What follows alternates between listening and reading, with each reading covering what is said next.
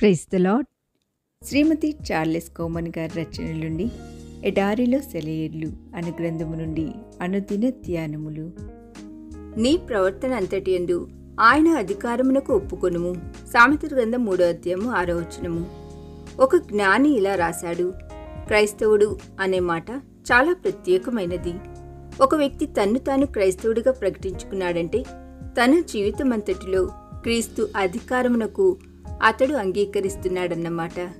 ఒంటేరియోలోని Kings విల్లేలో Jack minor అనే వ్యక్తి 1904 సంవత్సరంలో ఒక పక్షుల అభయారణ్యాన్ని నెలకొల్పి అందులో రకరకాల పక్షులను, ప్రత్యేకించి బాతులను, హంసలను సంరక్షిస్తూ కాలం గడుపుతుండేవాడు. 1909 సంవత్సరంలో అతడు తన వద్ద ఉన్న పక్షుల కాళ్లకు తన పేరు, చిరునామా రాసి ఉన్న ఒక తేలికైన లోహపు ముక్కను కట్టడం ప్రారంభించాడు. అలా చేయడం ద్వారా ఆ పక్షులు ఎక్కడైనా దూర ప్రాంతాలకు వెళ్ళి గాయపడడం, లేదా మరణించడం, లేదా వేటాడబడడం జరిగినప్పుడు ఆ లోహపు ముక్కను కనుగొన్న వ్యక్తి దానిని జాక్ మైనర్ వద్దకు తిరిగి పంపించేవాడు. ఆ విధంగా అతడికి వందలాది లోహపు ముక్కలు వెనుతిరిగి రావడం ప్రారంభించాయి.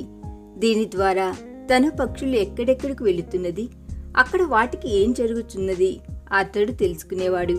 1914లో జాక్ మైనర్కు ఒక అద్భుతమైన ఆలోచన వచ్చింది. దానిని గురించి అతడు ఇలా రాశాడు, తెలతెలవారుతున్న ఒక ప్రాతకాల సమయంలో ఆకాశ మహాకాశాలను చీల్చుకుంటూ పరలోక సింహాసనం నుండి నాకొక సందేశం వచ్చింది. నీ వద్దనున్న పక్షులకు నువ్వు కట్టే లోహపు ముక్కలకు మరోవైపున దేవుని వాక్యం రాయించు అనేదే ఆ సందేశం. ఆ సందేశానికి నేను విధేయత చూపిస్తూ లోహపు ముక్కలపై దేవుని వాక్యాన్ని రాయించడం ప్రారంభించాను. ఆహా, ఆ సమయంలో నా హృదయం ఎంత ఉల్లసించిందని! ఆహ్లాదకరమైన వసంతకాలపు ప్రకృతి సౌందర్యాల మధ్య పక్షుల కోకువలను, కుహుకుహు గానాలను విని పరవశించిపోతున్న జాక్ మైనర్కు తన పక్షుల కాళ్లకు కట్టబడిన దేవుని వాక్యం సుదూర ప్రాంతాలలో కార్యం చేస్తుందన్న వార్తలు వినిపించసాగాయి. దక్షిణ ప్రాంతంలో ఒక వేటగాడు ఒక హంసను వేటాడి దాని కాలుకున్న లోహపు ముక్కపై మార్క్స్ వార్త 11:22 అని రాసి ఉండడాన్ని చూశాడు. వెంటనే అతడు తన క్రొత్త నిబంధన తెరిచి మీరు దేవుని యందు విశ్వాసం ఉంచుడి అనే మాటను చదివాడు. ఆ మాటతో తన జీవితం మారిపోయిందని అతడు సాక్ష్యమిచ్చాడు. ఆర్కన్సస్లోని చెరసాలలో బంధించబడి నిరాశ నిస్పృహలతో జీవిస్తున్న ఒక వ్యక్తి వార్తాపత్రికలో ప్రచురించబడిన ఆ కథనాన్ని చదివి తన వద్దనున్న క్రొత్త నిబంధనను పఠించడం ప్రారంభించాడు. ఫలితంగా అతడు ప్రభువైన యేసుకు తన హృదయాన్ని సమర్పించి పరిపూర్ణ శాంతిని అనుభవించసాగాడు. ఒక పక్షి కాలికి కట్టబడిన లోహపు ముక్కలోని దేవుని వాక్యాన్ని చదివి తన జీవితం మారిపోయిందని ఒక క్రీడాకారుడు జాక్ మైనర్కు ఉత్తరం రాశాడు. ఆ తరువాతి కాలంలో జాక్ మైనర్కు కుప్పలు తెప్పలుగా ఉత్తరాలు రావడం ప్రారంభించాయి.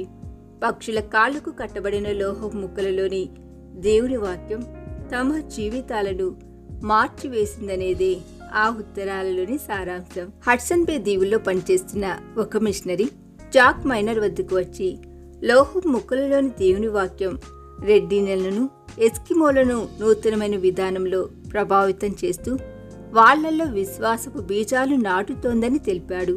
వాళ్ళు తన వద్దకు వచ్చి ఆ లోహపు ముక్కలను చూపిస్తూ వాటిలో ఏం రాసిందో తమకు తెలుపమని అడుగుతున్నట్టుగా అతడు చెప్పాడు. ఆ మాట విన్న జాక్ మైనర్ ఎగిరి గంతేశాడు. అతని ఆనందం అంబరాన్ని తాకింది. అతడు చిరునవ్వులు చిందిస్తూ ఆ మిషనరీతో ఇలా అన్నాడు, నా పనిలో నేను దేవునికి భాగస్వామ్యం ఇచ్చి ఉండనట్లయితే, నా ప్రవర్తన అంతటిలో నేను ఆయన అధికారానికి ఒప్పుకొని ఉండనట్లయితే, నా పక్షుల అభయారణ్యం ఇలా ప్రపంచవ్యాప్తంగా ప్రసిద్ధి చెందేదే కాదు. అవును, తాను వినోదం కోసం చేస్తున్న పనిలో జాక్ మైనర్ దేవునికి స్థానం ఇచ్చాడు. ఆయన మాటకు విధేయత చూపించాడు. ఫలితంగా దేవుని వాక్యం ప్రపంచం నలుమూలలకు వ్యాపించింది. ఈ దిన ధ్యానము మనందరి ఆత్మీయ జీవితమునకు ఆశీర్వాదకరముగా ఉండునుగాక. ఆమేన్.